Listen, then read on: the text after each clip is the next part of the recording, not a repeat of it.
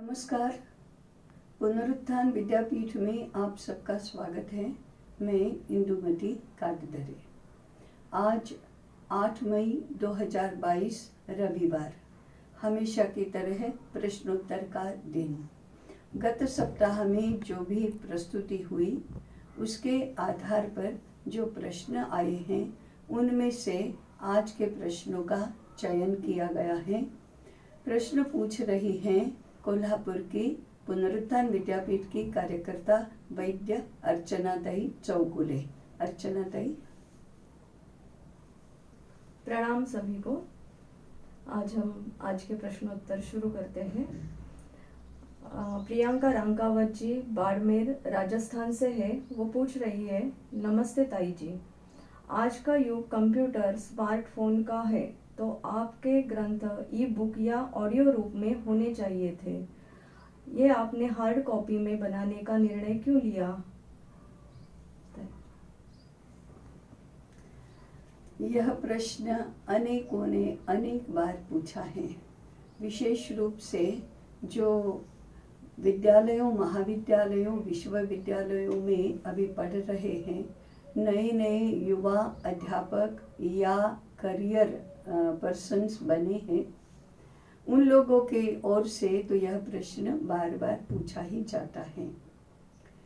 परंतु इन्हें hard copy में बनाने का ही हमने निश्चय किया, क्योंकि दो कारण हैं उसके। एक, जो लेखक वृंद इसमें सहभागी हुआ है वह पूर्व पीढ़ी का है।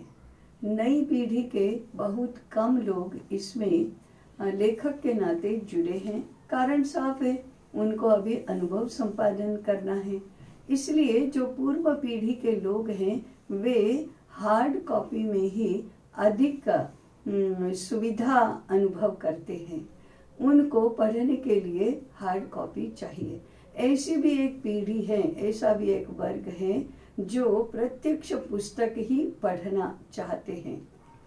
दूसरा कारण ये है कि हम मानते हैं कि जितना हम मूल साधनों से दूर होते जाते हैं वैसे व्याप्ति तो बढ़ती है, सुविधा बढ़ती है, नित्य उपलब्धि संभव होती है, परंतु कदाचित यही सारे कारण ज्ञान ग्रहण क्षमता की गहराई के अवरोध बन जाते हैं। ये अभी प्रस्थापित करना तो बाकी है, परंतु सॉफ्ट कॉपी से हार्ड कॉपी और हार्ड कॉपी के ग्रंथों से प्रत्यक्ष जिंदा मनुष्य के, जिंदा व्यक्ति के पास बैठकर पढ़ना, ये ज्ञानार्जन की दृष्टि से अधिक अधिक अधिक गुणवत्ता में श्रेष्ठ हैं। इस बात को हम समझने का प्रयास कर रहे हैं। इस बात को समझाने के लिए हम जो भी प्रयास करेंगे उसमें पूर्ण यश प्राप्त होने तक ऐसे प्रश्न तो आते रहेंगे। इसलिए हम इसमें मध्यम मार्ग निकालना चाहते हैं।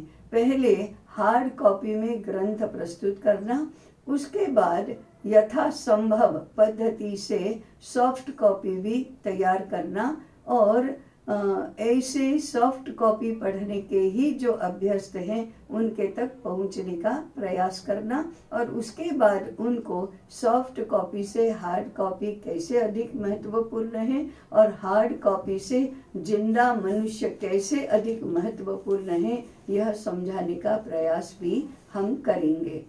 इसलिए हम पहले हार्ड कॉपी में ही ग्रंथ प्रस्तुत करेंगे।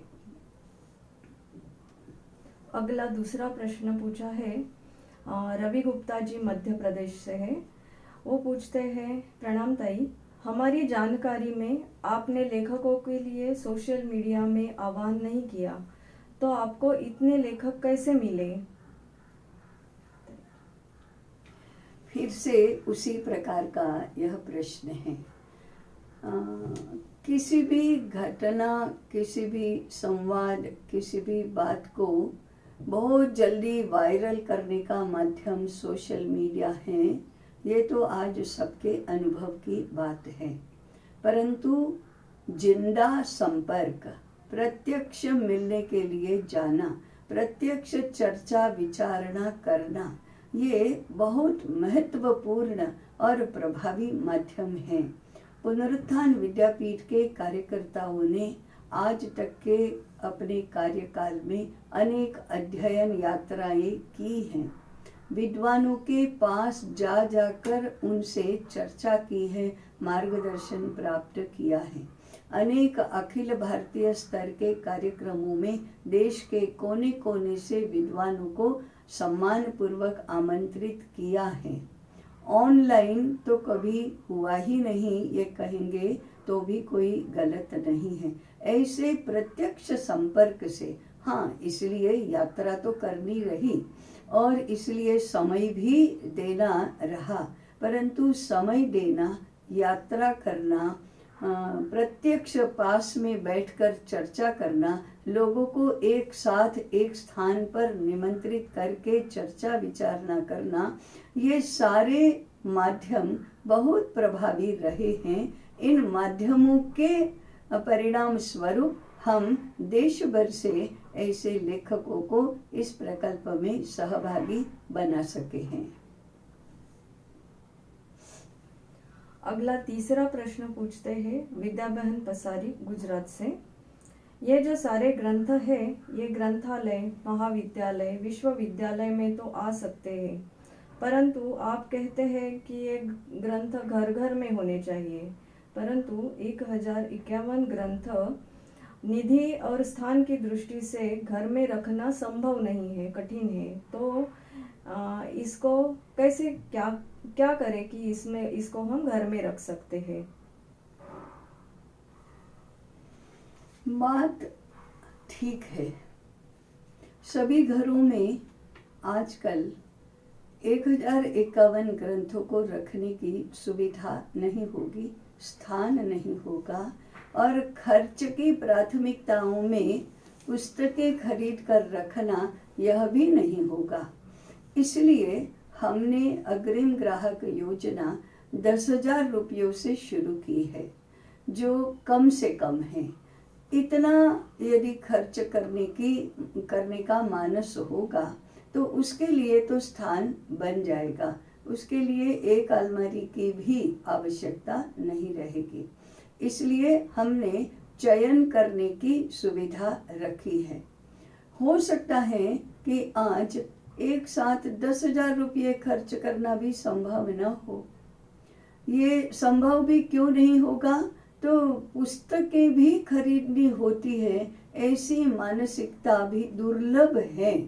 हाँ, खिलौने खरीदे जा सकते हैं, कपड़े खरीदे जा सकते हैं, वाहन खरीदे जा सकते हैं, अन्य उपयोगी माने खान पान की चीजें भी खरीदी जा सकती हैं, लेकिन पुस्तक खरीदना ये इतना प्राथमिकता की सूची में ऊपर का स्थान नहीं रखता है। परंतु जिनको पुस्तक खरीदने की इच्छा है, उनके लिए 10,000 से शुरू करना कोई बहुत असंभव बात नहीं है। तो हम अपेक्षा करते हैं कि घर घर में लोग कम से कम 10,000 रुपये की पुस्तकें खरीद करें। यदि 10,000 भी नहीं खरीद करना है तो आपसी तालमेल बिठाकर पड़ोसी मित्र मिलकर भी 10,000 रुपये के ग्रंथ खरीद करके अपने घर में रख सकते हैं। भेंट करने के लिए भी ये पुस्तकें हम खरीद कर सकते हैं। रास्ते हमें निकालने चाहिए, ये बात तो महत्वपूर्ण है ही। अगला प्रश्न साक्षी सालुंके महाराष्ट्र से पूछ रही है, ये इसी को जोड़कर है जो अभी उत्तर दिया ताई जी ने। तो जो लोग ऐसे हैं अग्रिम ग्राहक योजना में 10,000 के पुस्तकें भी नहीं खरीद सकते हैं, जिनको 1,000 या 2,000 रुपये के ग्रंथ खरीदने हैं, तो उनके लिए इसमें कुछ योजना है क्या? इसका अभी ताई ने उसमें आ गया है, फिर भी यदि कुछ कहना चाहते हैं इसके बारे में तो बोल सकते हैं। एक उपाय तो मैंने बताया ही कि 2-3 लोग मिलकर ये ग्रंथ खरीदे। यदि 2-3 लोग मिलकर नहीं खरीदना है तो आप अग्रिम ग्राहक तो बन सकते हैं, परंतु 10,000 रुपये के लिए जो वर्तन की सुविधा है वह नहीं होगी। विद्यापीठ की अपनी एक हमेशा के लिए वर्तन की योजना है, उस हिसाब से आप ग्रंथों को बुक कर सकते हैं, परंतु प्रकाशन के बाद भी इसे खरीदने में आपको कोई असुविधा नहीं होगी।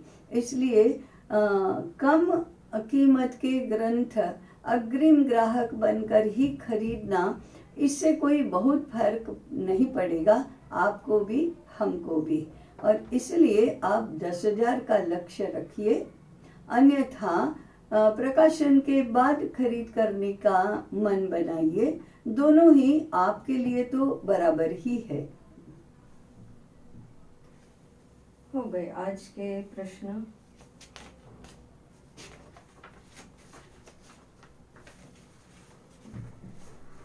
अगला प्रश्न है गुरुकुल के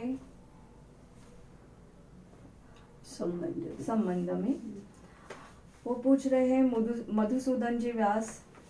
प्रणाम ताई जी, हम गुरुकुल शुरू करना चाहते हैं, परंतु आपकी आचार्य गुरुकुल की बात सुनकर ऐसा लगता है पहले आचार्य निर्माण होना चाहिए। तो मेरा प्रश्न है, क्या आपके विद्यापीठ में आचार्य निर्माण की कोई व्यवस्था है जिससे हम जुड़ सकते हैं? ये अच्छा प्रश्न है, अपेक्षित भी है। बात तो सही है और आपके ध्यान में भी आ गया होगा कि आचार्य ही नहीं है तो गुरुकुल तो शुरू हो ही नहीं सकता, इसलिए पहले आचार्य निर्माण करने चाहिए। आचार्य निर्माण नहीं करने चाहिए, आचार्य हमको स्वयं को बनना चाहिए। यदि एक स्थान पर 5-7 लोग इस प्रकार की समान इच्छा आकांक्षा वाले मिल गए तो 5 आचार्यों ने मिलकर स्वयं के लिए स्वयं का गुरुकुल शुरू कर देना चाहिए। कहीं तो कभी तो ऐसा होगा ही कि स्व प्रयासों से हमें कुछ योजना बनानी पड़ेगी, कुछ रचनाएं भी निर्माण करनी होंगी।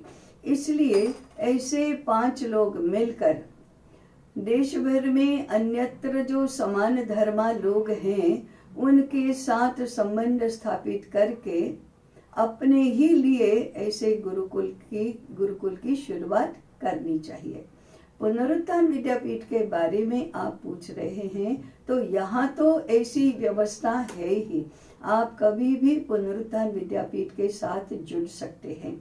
यहाँ विद्यापीठ की जो अध्ययन योजना है उसका लक्ष्य आचार्य निर्माण करने का ही है।